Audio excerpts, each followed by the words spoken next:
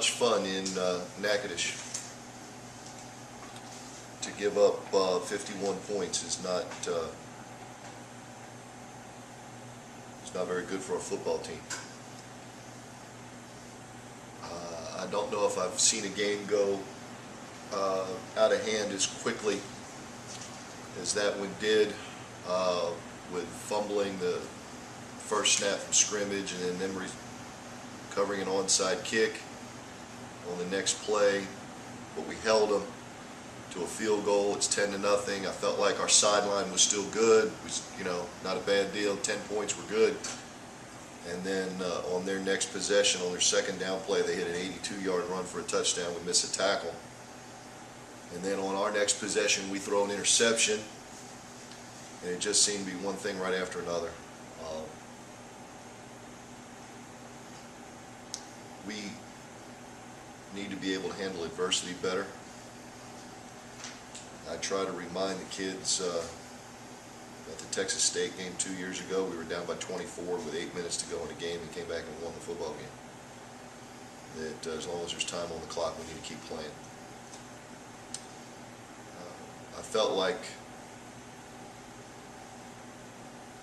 when you look at, you don't look at the score, but you look at the statistics where we had over 400 yards of offense, held them to 380.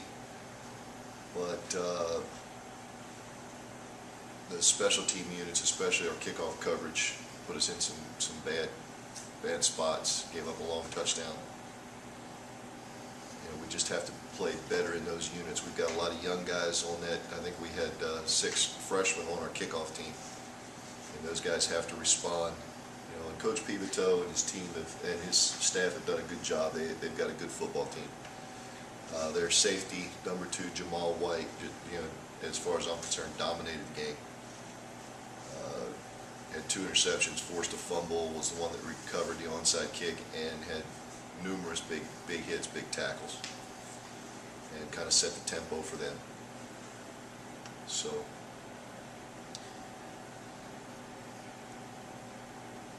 we've got to take better care of the football. We had the ball twice inside the 10-yard line. We throw interceptions. If we score on that one, we were about to make it 17-10, and throw an interception. We just can't do that. So, Texas State this week. Texas State is very good. They opened with losses to Texas Tech and Wyoming, and now they've won 5 straight. Beat Stephen F. at Stephen F. Beat McNeese at McNeese. Scored 35 very quickly in their game last week. We're up 35-0 in a blink. They're very, very difficult offensively. Probably as varied an option attack as I've ever seen. Right on our defensive board, we've got 90 different option combinations when you combine the play with the formation and the backfield set and the motions. There's 90 different combinations in a 4-game breakdown. And they go very, very fast. They've got great speed at quarterback, junior college transfer from Blinn playing quarterback, and very good speed at running back. If you're not exactly at the point of attack, they'll go by you very quickly. And then if we get to the point of attack, we got to make the tackle. So it'll be a very difficult ball game to slow them down. Defensively, they're very sound. They're always in the right place at the right time. They're very good with their technique. They don't do a lot of different things. They're very basic, but they're strong and make you drive the football to beat them. So they're playing well with a 5-game win streak. It'll be a difficult endeavor for us this week. So we got to have a good week of practice. We've got to try between Tuesday, Wednesday, and Thursday to get this option stuff. See if we can get our scout team, offensive scout team, to simulate this option as good as we can.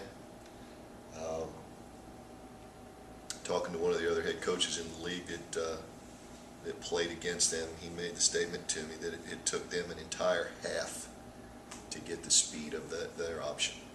He said it felt like they played fine in the third and fourth quarter. We can't let that happen. So we got to try to catch up with the speed of the option as fast as we can. Questions?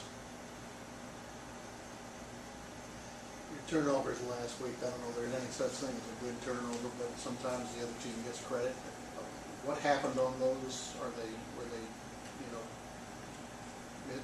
bad plays by you guys? Were they good plays by On our fumble, on the initial play of the game, Sam was almost down. Had 4 guys had wrapped him up. We had a 5-yard gain on 1st and 10. You're standing on the sideline and say, hey, wow, good play to start the game with, nice run play. And their free safety, Jamal White, comes up, and Sam's got the ball in the proper position. And the young man just comes up, from 10 yards depth at full speed and puts his helmet on the football. Just the way you teach it. And the ball popped, it squirted out. Didn't squirt out, that thing flew out of there, popped out. And, he hit it with force. And there's really, if you do it perfectly, there's not much you can do about it.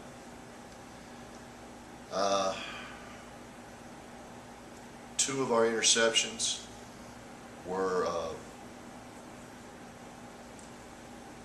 blitz pickup situations with our offensive line that we did incorrectly.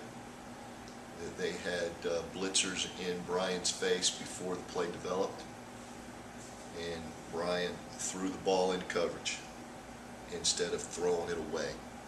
Throw the ball out of the back of the end zone. And then one of them, he gets pressure and he's trying to throw the ball away, but doesn't throw it far enough out of bounds. He throws it along the sideline and he gets intercepted. So I would say that the fumble was a very good play by them.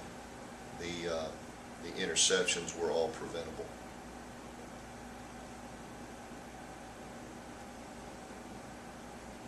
Just in, listening to the game on the radio, you go through games this year and say this is a problem for us in this game, this is a problem for this game.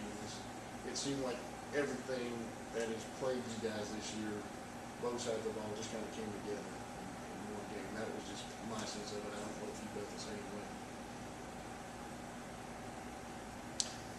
I think, I said in here last week that I expected a tidal wave at the beginning of the game from Northwestern because it was their homecoming, and knowing Coach P would tell you to have them cranked up.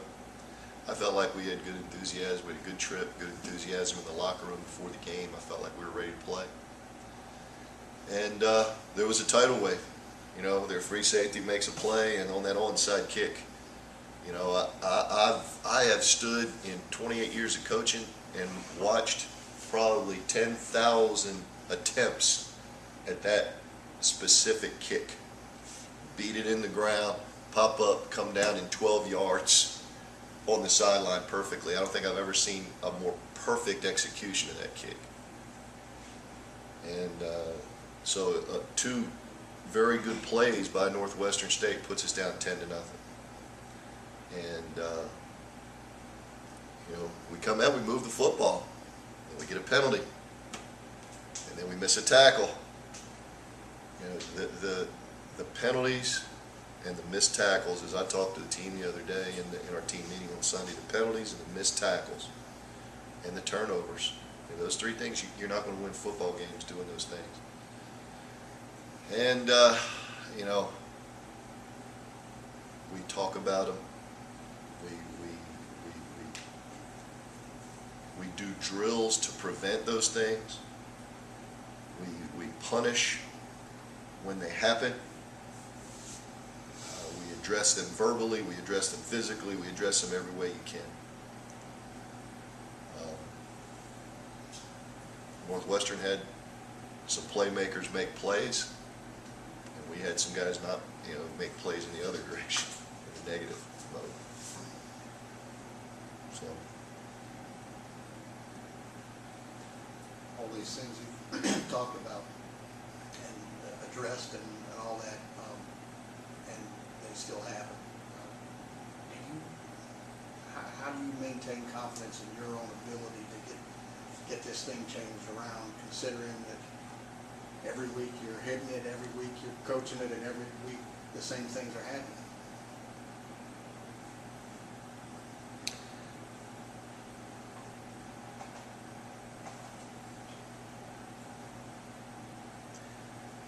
All I know, John, is to just keep working.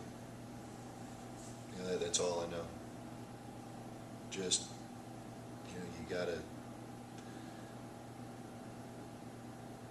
you know, we did on our open date, we were going on the road recruiting. And my question is, you know, we had 18 seniors last year, and now we're playing with so many young guys, freshmen, redshirt freshmen. I mean, it was, you know, when you watch us, when we eat meals and the seniors go first, and then the juniors, and then the sophomores, and then the freshman group gets up, we had about 30 guys that are freshmen on the trip between redshirt freshmen and freshmen. We had to feed them in 2 separate groups. We had to go offensive freshmen and defensive freshmen because there's so many of them in line.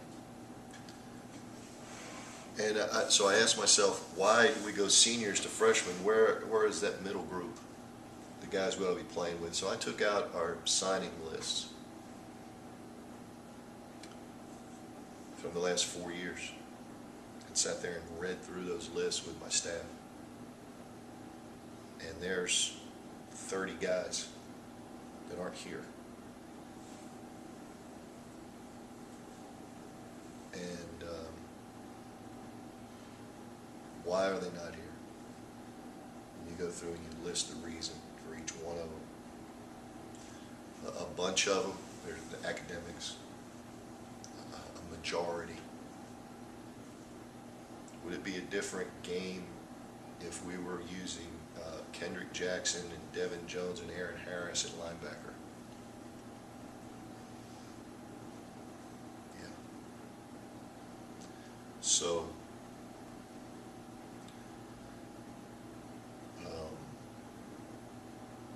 I really believe that this freshman class, between the redshirt freshmen and the true freshmen are playing right now, there's some really good players in there that in 2 years and in 3 years are going to bring a lot of wins to the Lions.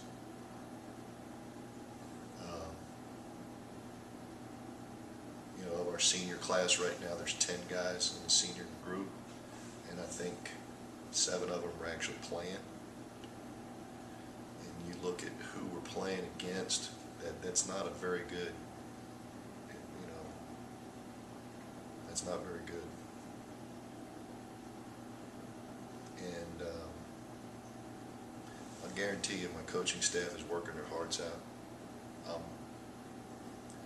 As hard as you can go and address every situation you can address. But sometimes the other team is just going to have, I don't want to say better players, but more experienced players and some guys that are making plays. Offensively, you know, Brandon Collins is making plays. You know, we get the ball in his hand, he's making plays. Simi had a bunch of catches this week. I think our running backs are running hard. I think we're making plays in that direction. On the defensive side of the ball, we're not making many plays. You know, we felt like going into the season, Devin Botwell was going to be a strength. Devin's out for the season with 2 bulging discs in his neck. He's got stingers down both arms. Doctor said he can't play. We got Frank Bryant back finally this week. He played about a half of the game. Played okay. At defensive end, we were hoping that he would really be a playmaker for us. Ricky Irvin is playing well. He's a sophomore, first time starting. Did the concussion that Avery had cause him to be a little bit